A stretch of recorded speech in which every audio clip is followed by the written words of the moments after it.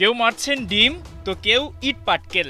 প্রিয় দলের হারে ক্ষোভে উত্তেজিত সেভিয়া ক্লাবের সমর্থকেরা। পরিস্থিতি এতটাই বাজে হয়ে উঠে শেষ পর্যন্ত বাধ্য হয়ে অনুশীলন মাঠে রাত কাটাতে হয় খেলোয়াড় ও কোচিং স্টাফদের। ঘটনা শুরু সেভিয়ার সবশেষ ম্যাচ থেকে। লা লিগায় সেল্তা ভিগোর মাঠে গিয়ে ৩-২ গোলে হারে সেভিয়া।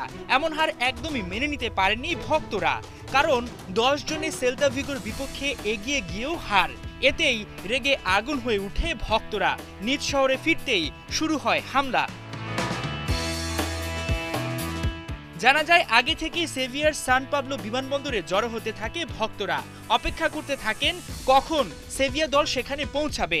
অবস্থা বেগতিক দেখে এয়ারপোর্ট থেকে পালিয়ে ক্লাবে যায় দলটি, কিন্তু সেখানে গিয়েও রেহাই পায়নি তারা। ক্লাবে খেলোয়াড়েরা অবস্থান করছে জেনে উত্তেজিত সমর্থকেরা হামলা শুরু করে, গেটে ভাঙচুর চালায়। পরিস্থিতি নিয়ন্ত্রণে রাবার বুলেট ছুঁড়ে পুলিশ। তবে নিরাপত্তার স্বার্থে অনুশীলন মাঠে রাত কাটান সেভিয়ারের খেলোয়াড়েরা।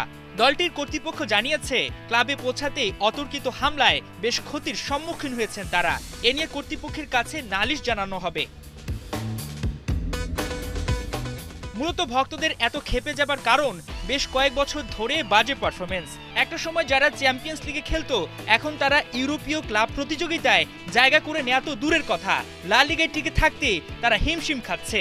সেল্তা ভিগোর কাছে হারের পর এখন লা লিগায় ১৬ নম্বরে সেভিয়া।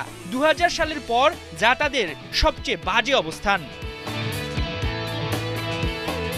হাসান সজীব, ৭১।